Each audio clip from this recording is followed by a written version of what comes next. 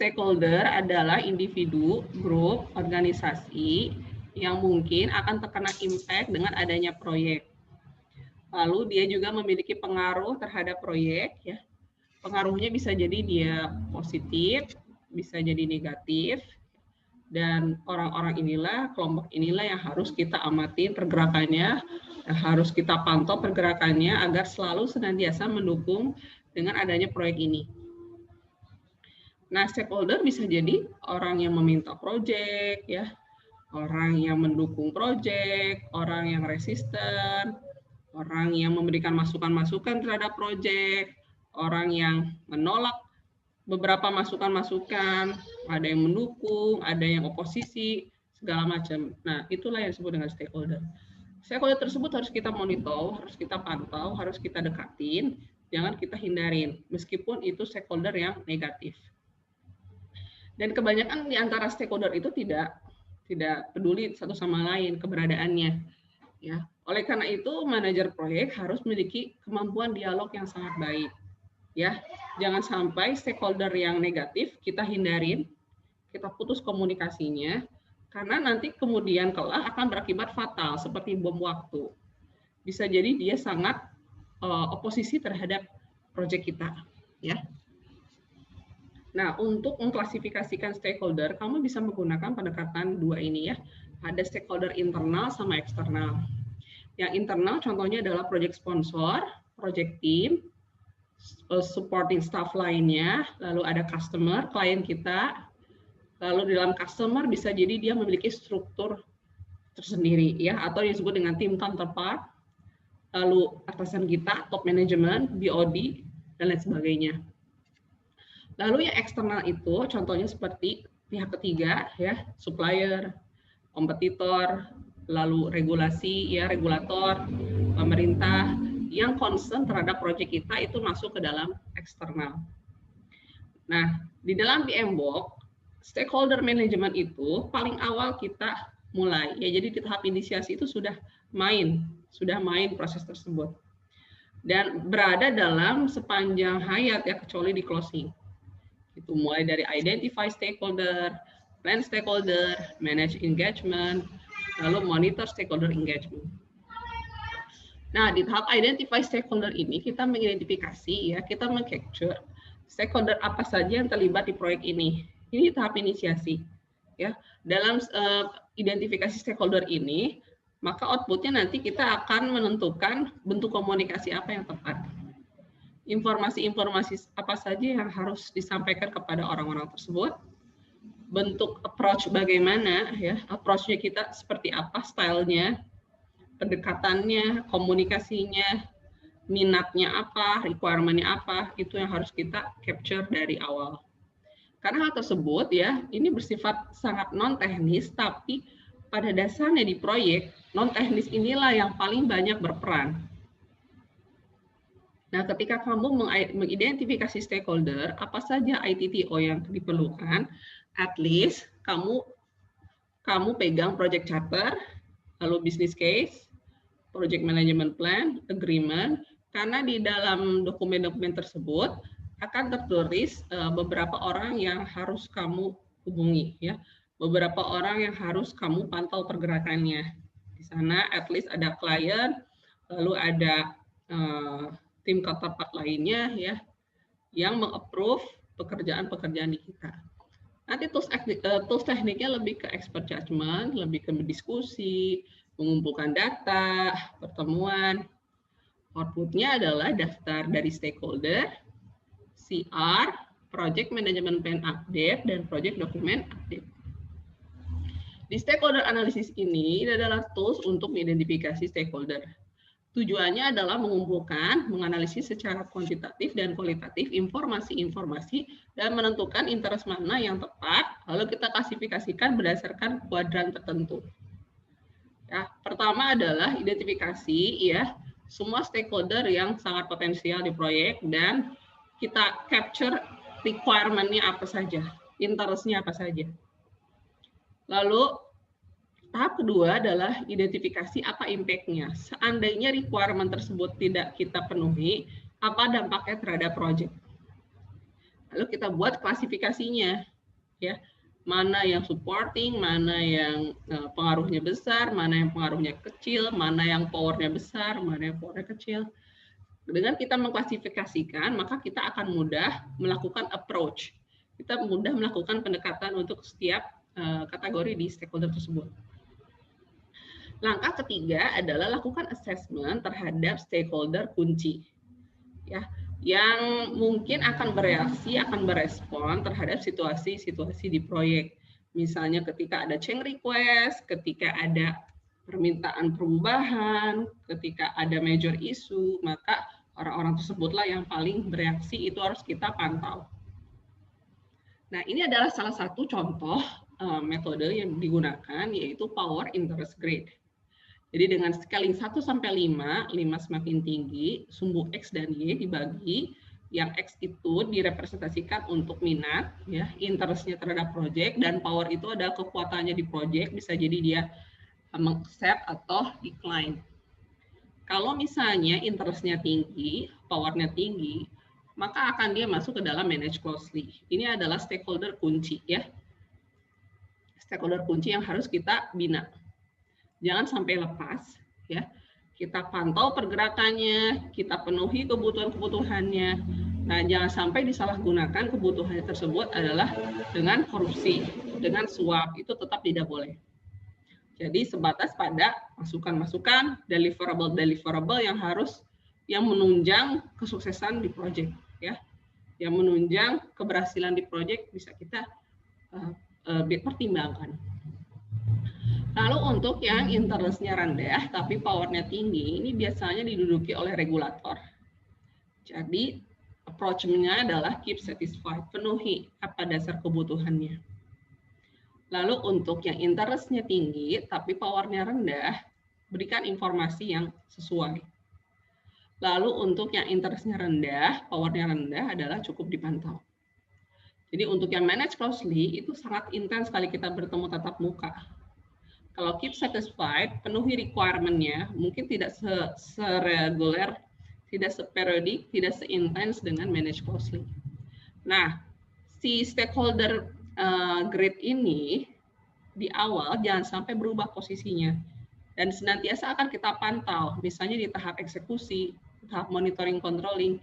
Jangan sampai orang-orang yang terlibat di sini tiba-tiba loncat ke sini. Maka nanti output-nya akan semakin besar. Tiba-tiba loncat ke sini, maka kita akan lumayan effort-nya, ya, untuk memanage orang-orang tersebut atau individu atau kelompok. Lalu kamu juga bisa menggunakan salience model, ya. Jadi di salience model ini jadi jauh lebih luas perspektifnya. Jadi si stakeholder itu diklasifikasikan oleh beberapa kuadran-kuadran. Ada discretionary, legitimasi, ada demanding stakeholder, ada dormant stakeholder, ada dominant, ada dangerous, ada dependent, ada juga definitive stakeholder. Nah, definitive stakeholder ini yang terlibat di proyek secara intens, misalnya tim, PM, klien, tim counterpart, ini yang terus-menerus memantau, terus-menerus keep in touch, ya, performing atau completing the project task. Nah, dangerous stakeholder ini yang mengamati saja, ya, bisa jadi dia nanti akan punya interest yang sangat tinggi di dalam project, ya, tapi dia cenderung untuk resistan, cenderung untuk menghambat. Nah, kita harus kenali ini apa requirement-nya dan kita coba penuhi, ya. Lalu ada dependent stakeholder, ada discretionary stakeholder. Oh iya, kuadran-kuadran tersebut, ya, berdasarkan dari sisi urgency, legitimasi, dan power. Jadi dari sisi power itu adalah orang yang memiliki policy yang jauh lebih baik, lebih tinggi, ya, policy maker. Lalu untuk yang urgency ini adalah orang yang akan menggunakannya, ya, yang akan menggunakannya tersebut. Lalu legitimasi adalah, ya, orang tersebut yang memang terlibat dalam proyek tapi tidak secara langsung terlibat, ya, seperti itu. Nah, dominant stakeholder, dormant stakeholder, dominant stakeholder ini ya berkaitan dengan, ya, dengan project sponsor kita, mungkin ada di sini posisinya. Lalu ada dormant stakeholder. Kalau dormant stakeholder ini ya mungkin functional manager di dalam perusahaan kita, yang mungkin sesekali saja dia ingin mengetahui progres pekerjaan kita, ya. Itu dormant stakeholder. Tapi dia memiliki kemampuan untuk mengeksekusi proyek, kemampuan untuk melakukan eskalasi, gitu. Jadi kita harus penuhin informasi-informasi yang diinginkan oleh dormant stakeholder. Nah, yang dangerous stakeholder ini hati-hati. Urgensi ini adalah user kebanyakan, orang yang akan menggunakan proyek kita. Kalau dia bergerak ke sini, berarti ada kebutuhan yang tidak dipenuhi oleh si demanding stakeholder. Ya, jika dia demanding stakeholder, tapi dia memiliki power, maka dia akan menjadi dangerous. Nah, si user, ya, tapi dia terlibat secara tidak langsung di dalam proyek, ya.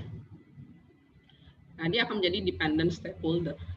Nah, biasanya ini diisi oleh tim-tim, ya, tim-tim kecil di proyek, ya, seperti itu. Power dan legitimate biasanya ini project sponsor. Jadi legitimasi itu mungkin secara legitimasi dia memang pantas berada dalam project. Biasanya berisi tentang tim project, ya, terus tim-tim kecil. Tapi kalau dia memiliki power, dia masuknya ke dalam dominant stakeholder. Demanding, kalau ada legitimasi, ya, dia dependent, cukup tahu saja. Tapi kalau misalnya demanding tapi punya power, dia akan menjadi dangerous. Nah, orang-orang tersebutlah, ya, kelompok-kelompok tersebutlah harus kita pantau pergerakannya. Nah, ini adalah klasifikasinya, ya. Jadi kalau misalnya yang paling intens itu adalah definitif yang di tengah tadi, ya. Jadi atensi kita itu harus makin tinggi. Jadi paling sering rapat, paling sering berdarah-darah ibaratnya dalam menyelesaikan pekerjaan proyek, yang mungkin paling sering sakit, gitu ya. Selanjutnya berdasarkan urutannya ada dominan, dangerous. Nah, dangerous ini masuk ke dalam klasifikasi yang lumayan, gitu. Ya, seperti itu. Nah, nanti output akhirnya adalah stakeholder register, berisi tentang list down dari stakeholder yang sudah kita rekap sebelumnya. Lalu kita collect informasinya seperti rumahnya di mana, perannya di proyek, dia ada di departemen mana, impact-nya terhadap proyek itu dia akan kena di mana. Kalau seandainya requirement-nya tidak dijalankan, maka akan terkendala di bagian keuangan, gitu misalnya, ya. Pengaruhnya. Jadi stakeholder register itu jangan sebatas sebagai kontak nama saja, tapi jauh lebih dalam. Ya, gesture-nya, sifatnya seperti apa, ya, apa requirement-nya. Maka stakeholder tersebut, ya, stakeholder register itu bersifat rahasia, ya, berrahasia, berada dalam supervisi si project manager, jadi tidak secara luas dapat disebarkan. Nah, ini contoh dari stakeholder register.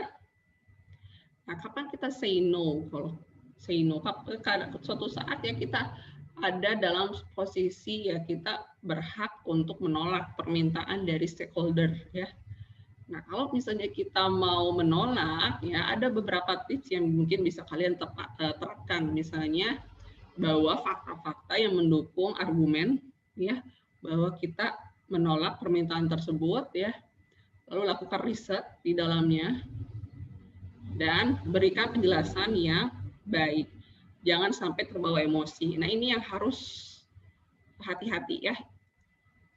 Yang harus hati-hati karena hal tersebut mampu memblok komunikasi antara stakeholder dengan project, ya, seperti itu. Jadi sebelum kita menolak, kita harus lakukan riset di dalamnya, ya. Dan pastikan riset tersebut memang mendukung argumen kita. Nah, oke, selanjutnya adalah plan stakeholder engagement. Di plan stakeholder engagement ini kita kenali apa sih stakeholdernya, apa sih needs-nya, ekspektasinya, interest-nya, dan impact-nya terhadap project. Ini adalah ITTO-nya, ya. Ada project charter, project management plan, project document, agreement. Ini adalah dokumen-dokumen yang berisi nama. Ya, nama-nama orang yang tercantum dalam dokumen tersebut masuk ke dalam stakeholder register. Ya, selanjutnya kita bisa brainstorming lagi apa saja yang tepat dimasukkan ke dalam stakeholder management plan. Untuk tools selanjutnya lebih ke menganalisis, mengumpulkan data-data, decision making, ya. Kira-kira tepat nggak ditaruh di dalam dokumen ini? Kurang lebih seperti itu. Selanjutnya adalah plan stakeholder engagement. Di plan stakeholder engagement ini adalah kita memetakan ya engagement levelnya untuk posisi sekarang dan apa yang kita inginkan ya. Lalu kita coba hubungkan ya interrelationship di antara semua stakeholder terhadap proyek kita. Di plan stakeholder management juga kita identifikasi bentuk komunikasi apa yang tepat. Karena bisa jadi ada klien yang tidak suka ditelepon, klien yang lebih suka melalui email, klien yang suka menemui secara langsung. Kita coba penuhi permintaan-permintaan dasar seperti itu. Oke. Dan stakeholder management plan ini bersifat rahasia ya, karena ya berisi tentang tingkah laku, gesture yang mungkin sangat sensitif jika disebarluaskan ya. Nah, karakteristik dari hubungan yang baik antara stakeholder dengan tim, dengan project ya, kita harus membangun adanya trust ya. Untuk membangun trust ini bisa kita lakukan berbagai macam cara. Kepemimpinan yang baik dari seorang project manager, komunikasi yang baik itu mampu menjalin hubungan yang baik di antara stakeholder dengan project. Lalu kita harus jujur. Karena kejujuran itu merupakan fondasi utama atau modal dasar dari seorang project manager. Komunikasi yang baik, minat, ketulusan, saling menghormati, ya keseriusan kita terhadap proyek, empati. Nah, ini adalah beberapa yang harus kita terapkan ketika kita pengen memaintain hubungan dengan stakeholder. Lalu selanjutnya analytical teknik. Di sini kita akan menganalisis current engagement dengan desired engagement. Nah, stakeholder itu ada berbagai macam, ada yang unaware. Unaware itu adalah dia cuek. Mungkin awalnya cuek, tapi suatu saat ya bisa jadi dia tiba-tiba jadi supporting atau justru sebaliknya jadi resistant. Resistant ini ya dia males ya atau dia cenderung tidak setuju ya, tidak setuju dengan apa pendapat kita. Kalau netral ini ya dia tidak setuju, tidak mendukung juga. Jadi berada dalam posisi tengah-tengah. Kalau sportif itu dia peduli terhadap proyek dan sangat mendukung keberhasilan proyek. Kalau leading dia peduli dan dia terus memaksimalkan potensinya untuk keberhasilan di proyek. Nah, kamu bisa gunakan ya salah satu matriks ya. Jadi ini adalah list dari stakeholder, lalu ini adalah klasifikasinya. Ada yang unaware, resistant, neutral, supportive, leading. Kamu bisa gunakan kode C di sini. C ini adalah current. Misalnya posisi sekarang, dia posisinya unaware. Lalu yang kamu inginkan adalah supportive. Kamu bisa taruh D, huruf D di sini. Berarti ini adalah gap yang harus kamu tempuh. Semakin rendah gapnya berarti semakin sedikit usahanya. Semakin jauh gapnya berarti semakin berat usahanya untuk menuju supportive. Itu kurang lebih ya.